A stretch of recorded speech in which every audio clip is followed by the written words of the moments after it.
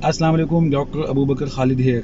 आज की इस वीडियो में मैं अपने उन तमाम जूनियर से मुखातिब हूँ जो कि हाउस जॉब कर रहे हैं या हाउस जॉब से फ्री हो गए हैं या होने वाले हैं, and they are going to appear sooner और later in the part 1 examination, और उसके बाद वो अपना पोस्ट ग्रेजुएट ट्रेनिंग स्टार्ट करने वाले हैं, whether they are going for FCPS और MD/MS एग्ज़ाम। आज की इस वीडियो का जो हमारा टॉपिक है वो है सेंट्रल इंडक्शन पॉलिसी।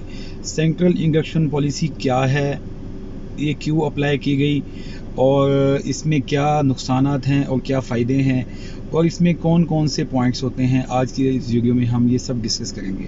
तो हम स्टार्ट करते हैं। सेंट्रल इंडक्शन पॉलिसी बेसिकली है क्या। Central induction policy basically apply की गई है to the all teaching institute in the Punjab by Punjab government. वो हॉस्पिटल जो कि टर्शरी केयर हैं और जो टीचिंग हॉस्पिटल हैं जिनमें रेजिडेंसी प्रोग्राम्स चल रहे हैं under UHS in the form of MD और MS, और under CPSP in the form of FCPS, तो उन तमाम हॉस्पिटल्स पर सेंट्रल इंडक्शन पॉलिसी अप्लाई की गई। सेंट्रल इंडक्शन पॉलिसी बेसिकली ये है कि आपने एक जगह अप्लाई करना है, आपने अपनी सारी CV वहाँ जमा करवानी है, एकेडमिक मार्क्स, आपके एक्सपीरियंस, आपके रिसर्च आर्टिकल्स और जो भी इसके कंपोनेंट्स हैं वो सब आपने एक वेबसाइट पे जाके, जो कि PRP का पोर्टल है, वहाँ पे अप्लाई करना होता है, और उसकी बेसिस पे आपका मेरिट बनता है। मेरिट के ऊपर आपकी सिलेक्शन होती है इन द पोस्ट ग्रेजुएशन। इससे पहले क्या हुआ करता था, इससे पहले ये हुआ करता था कि पहले जिनकी सिफारिश होती थी, जिनके अप्रोच होती थी टू द सुपरवाइजर्स या हॉस्पिटल के MS या कोई वाइस चांसलर, उस तक उनकी अप्रोच होती थी, सिफारिश होती थी, तो वो सिफारिश के थ्रू रेजिडेंसी की सीट्स ऑक्यूपाई कर लेते थे। और जिनकी कोई सिफारिश नहीं होती थी, जिनकी कोई अप्रोच नहीं होती थी, वो बेचारे इस वजह से रह जाते थे कि उनकी कोई अप्रोच नहीं है, और वो वेट करते थे साल, महीना, 2 साल, फिर जाके उनको रेजिडेंसी मिलती थी। Basically central induction policy apply की गई इस चीज़ को स्मूथ करने के लिए कि सब के लिए इक्वल चांसेस हों, सब एक प्लेटफॉर्म पे अप्लाई करें, उसके बाद उनके एग्रीगेट बने, मेरिट बने, जिसकी बेसिस पे उनको अपनी सिलेक्टेड या चूज़ कर दे स्पेशलिटी में इंडक्शन मिलने के चांसेस क्रिएट हो सकें। जस्ट लाइक MD कैट अपना एक स्कोर बनाते हैं, उसके बाद वो एक प्लेटफॉर्म पे अप्लाई करते हैं और तमाम मेडिकल कॉलेजेस में उनका एडमिशन होता है। इसी तरह ही सेंट्रल इंडक्शन पॉलिसी बेसिकली बनाई गई है कि तमाम लोग एक ही प्लेटफॉर्म पे अप्लाई करें, जो इंस्टीट्यूट गवर्नमेंट के अंडर आते हैं, पंजाब गवर्नमेंट के अंडर, उसमें अप्लाई करें और उनका एक एग्रीगेट बने on the basis of central induction policy component, जो कि मैं आप लोगों को बताने वाला हूँ इस वीडियो के एंड में कि इसके कंपोनेंट क्या क्या हैं, जिनकी बेसिस पे एग्रीगेट आपका बनता है, ये कैलकुलेट किया जाता है मेरिट। तो ये इसलिए अप्लाई गई। दूसरी जो वजह थी अप्लाई करने की वजह थी, वो इसलिए अप्लाई की गई कि इससे पहले सेंट्रल इंडक्शन पॉलिसी क्रिएट होने से पहले, डिज़ाइन होने से पहले, पेरीफ्री में कोई नहीं जाता था। पंजाब गवर्नमेंट का जो टारगेट था कि primary and secondary health care department के अंदर जो हॉस्पिटल्स आते हैं, वो जो प्राइमरी केयर BHU RSCs हैं या सेकेंडरी केयर में DHU THUs हैं, उनको फिल किया जाए, वहाँ पे फैसिलिटीज़, वहाँ पे स्टाफ को फुल किया जाए। And they were successful to fill all the peripheries under health care, secondary, primary and secondary health care department. उनके अंदर जो भी हॉस्पिटल्स आते हैं उनके उन्होंने मार्क्स रखे, एक्सपीरियंस के मार्क्स रखे CIP के अंदर। तो डॉक्टर्स आपको पता है नंबर के पीछे भागना शुरू कर देते हैं, और वो भागना बनता भी है, क्योंकि उसके बगैर, एक्सपीरियंस के बगैर उनको सेंट्रल इंडक्शन पॉलिसी में अपने मेरिट बनाने में मुश्किल होनी थी। इसका समझना क्यों ज़रूरी है, सेंट्रल इंडक्शन पॉलिसी को समझना क्यों ज़रूरी है, ये अक्सर लोगों का सवाल होता है, बल्कि लोगों को पता भी नहीं होता कि समझना क्यों ज़रूरी है। मैं ये समझना इसलिए ज़रूरी है कि देखें, सेंट्रल इंडक्शन पॉलिसी की बेसिस के ऊपर आपका मेरिट काउंट होना है, कैलकुलेट होना है, उसकी बेसिस पे आपने अपना डिसीजन करना है कि मैंने कौन सी स्पेशलिटी चूज़ करनी है, क्या मेरे लिए वो सूटेबल है या नहीं है, क्या मैं पेरीफ्री कर सकता हूँ, क्या मेरा एग्रीगेट इस तरह का बन जाएगा या नहीं बन सकेगा, क्या मेरा मैक्सिमम एक्सपीरियंस गेन करके भी फलां स्पेशलिटी चूज़ कर सकता हूँ या नहीं कर सकता।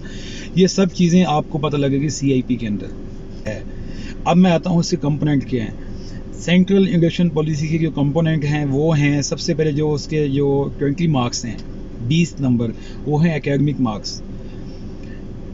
सम of all 5 professional examination divided by sum of all the marks, total marks of 5 professional examination multiplied by 20।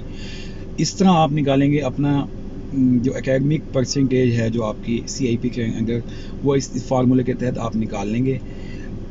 ये जो 20 मार्क्स हैं, 20 नंबर हैं, ये आपके एकेडमिक्स हैं। इसके बाद जो अगला जो कंपोनेंट है वो है एग्ज़ाम, वेदर FCPS है या MDMS है। FCPS का जो एग्ज़ाम क्लियर करेगा उसको मिलेंगे एज कनेक्शन, उन्होंने मेंशन किया हुआ है कि एज कम्युनिकेटेड बाय CPSP।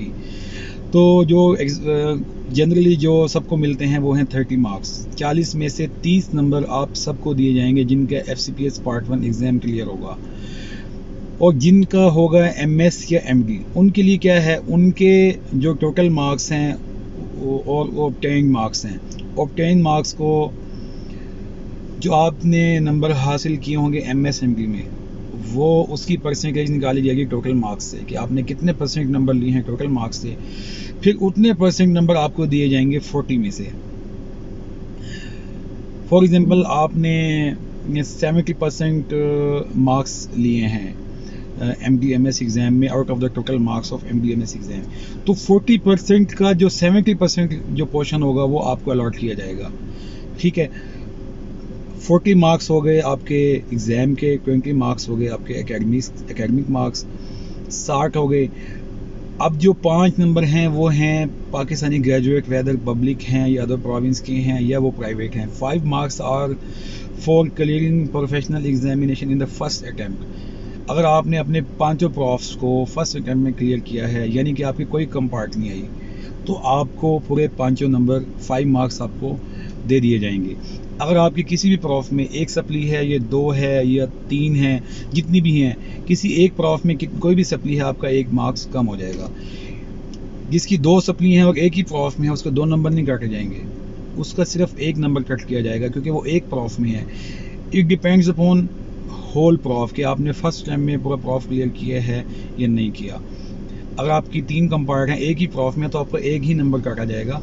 अगर आपके 2 मुख्तलिफ प्रॉफ में एक सप्ली है तो 2 नंबर काटे जाएंगे। तो ये डिपेंड करता है आपका प्रोफेशनल एग्जामिनेशन कितने अटैम्प्ट में क्लियर हुआ है, फर्स्ट अटैम्प्ट में या सेकेंड अटैम्प्ट में। 5 marks for attempt marks for all Pakistani graduate, irrespective of government sector से है या प्राइवेट सेक्टर से है या अदर प्रोविंस से है। उसके बाद आपके पास आ जाता है एक्सपीरियंस। एक्सपीरियंस के टोटल जो मार्क्स हैं वो हैं 20 नंबर, 20 मार्क्स हैं। अब इसमें 3 कैटेगरीज आ जाती हैं। अगर आपका एक्सपीरियंस प्राइमरी केयर लेवल का है, प्राइमरी केयर में BHU RSC आ जाते हैं, उसमें 3 मंथ्स के आपको मिलते हैं 2.5 मार्क्स, यानी कि 5 marks for 6 month and 10 marks for 1 year, और 2 ईयर्स के आपके पास 20 मार्क्स, यानी कि मैक्सिमम 2 ईयर्स आपके पास हैं। BHU RSC में अगर 2 ईयर्स लगा लेते हैं तो आपको 20 मार्क्स पूरे मिल जाते हैं। अगर किसी के पास डिस्टिंक्शन है तो डिस्टिंक्शन 2 मैक्सिमम काउंट हो सकती हैं और वो इसी 20 मार्क्स के अंदर इंक्लूड की जाएंगी। अगर आपके पास 2 डिस्टिंक्शन हैं तो इट मीन्स कि आपने अगर 20 मार्क्स पूरे लेने हैं तो आपको 16 नंबर लेने हैं, 16 मार्क्स अटेन करने हैं from periphery, 4 marks are already in your pockets, यानी कि 16 नंबर अगर आप ले लेंगे तो 20 मार्क्स आपके 2 डिस्टिंक्शन लगा के आपके 20 नंबर मुकम्मल हो जाएंगे, वो आपको दे दिए जाएंगे। सेम इसी तरह इसमें इंक्लूड करके ही आपको, अगर आपका डिस्टिंक्शन नहीं है तो आपको 2 ईयर्स कंप्लीट करने पड़ेंगे at the primary care level to gain 20 marks. इसी तरह सेकेंडरी जो केयर लेवल हॉस्पिटल हैं जिसमें THQ DHQ आ जाते हैं, उसमें 3 मंथ्स के आपके मार्क्स हैं 1.5, और 6 मंथ के जो मार्क्स हैं वो हैं 3, और 1 ईयर के जो मार्क्स हैं वो हैं आपके पास 6। 1 ईयर के जो मार्क्स हैं वो आपके पास हैं 6। तो टोटल जो इसमें ड्यूरेशन काउंट हो सकता है वो 3 ईयर्स एंड 4 मंथ्स, जो कि 3 ईयर्स एंड 4 मंथ जो कि मेंशन्ड है in the PDF file of central induction policy. इसी तरह जो कैशी केयर का जो एक्सपीरियंस है उसके 3 मंथ्स का 1 नंबर है, 6 मंथ के 2 मार्क्स हैं, इस तरह 1 ईयर के 4 मार्क्स हैं। ठीक है। 4 मार्क्स हैं 1 ईयर के। आपने अगर 20 अटेन कर लिया तो आपको 5 साल टर्शियरी केयर में लगाने पड़ेंगे, जो कि टीचिंग हॉस्पिटल्स हैं उनके अंदर। ये पहले नहीं थे, जो कि अब ऐड किए गए हैं, मॉडिफिकेशन हुई है। और इसमें जो मॉडिफिकेशन हुई है वो जो डिस्टिंक्शन के मार्क्स होते थे वो पहले अलग से होते थे, अब वो उन्होंने एक्सपीरियंस के अंदर ही इंक्लूड कर दिए हैं। ये भी एक मॉडिफाई हुई है पॉलिसी, जो कि जनवरी 2022 से एप्लीकेबल होगी। मैंने तीनों लेवल के एक्सपीरियंस के बारे में आपको बता दिया, primary, secondary and tertiary care. कितने मिनिमम 3 मंथ्स आपके काउंट हो सकते हैं विदाउट एनी गैप। अगर आपका एडहॉक कंट्रैक्ट है, 1 साल के बाद आपका चेंज होना है, तो आपका 7 दिन के अंदर अंदर कंट्रैक्ट रीन्यू होगा तो आपको मार्क्स मिलेंगे। वो कंटिन्यू जॉब चलती रहेगी तो आपको, अगर उसमें 7 दिन से ज़्यादा गैप आ गया तो 1 ईयर आपका अलग हो जाएगा। फिर उसके बाद जो नेक्स्ट 1 ईयर होगा वो अलग से काउंट होगा, और फिर आपको 3 मंथ्स मिनिमम लगाने होंगे। मिनिमम 3 मंथ्स हैं, उससे कम आपका एक्सपीरियंस काउंट नहीं होगा। ये मेंशन्ड है in the central immigration policy के रूल के अंदर।